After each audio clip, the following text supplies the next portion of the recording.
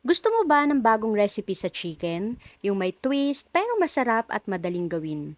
Kung nagsasawa ka na sa pork Shanghai, try mo naman subukan yung recipe natin for today's video.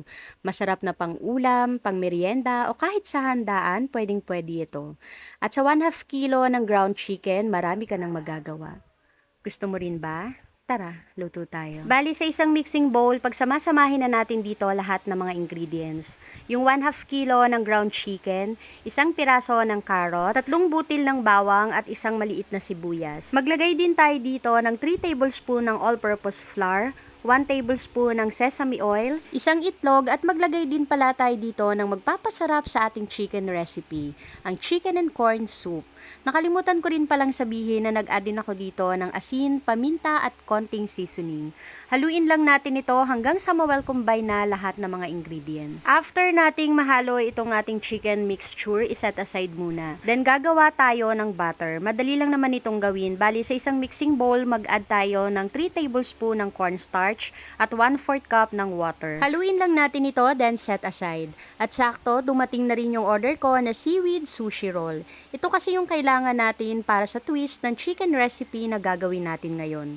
10 pieces ang laman yan per pack at ang mura lang nito. At sa paggawa ng chicken seaweed rolls, madali lang naman ito. Para lang tayong nagbabalot ng karaniwang lumpia. Sa bawat sheets ng nori, naglalagay lang ako ng 3 tablespoon ng ating mixture.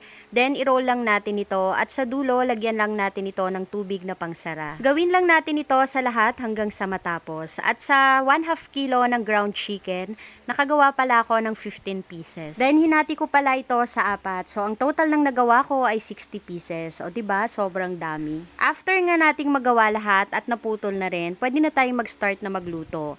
At bago nga natin ito lutuin, ididip muna natin dito sa mixture or sa butter mixture na ginawa natin kanina. At sa pagluluto naman ito, magpainit lang tayo ng mantika. Hindi naman kailangan na nakalubog talaga ito sa mantika, pero dapat at least kalahati ng ating niluluto ay nakalubog nga dito sa mantika.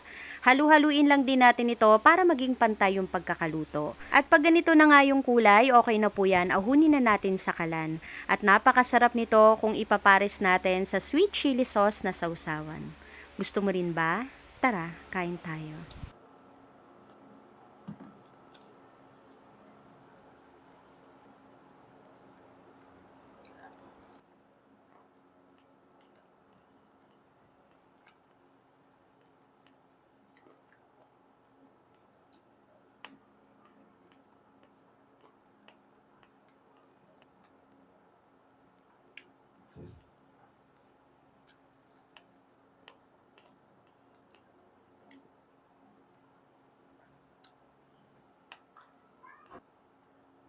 Ang sarap.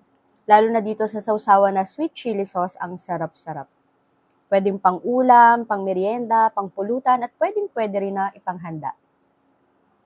Kung nagsasawa na kayo sa mga Shanghai, try nyo itong recipe na to. Promise, ang sarap.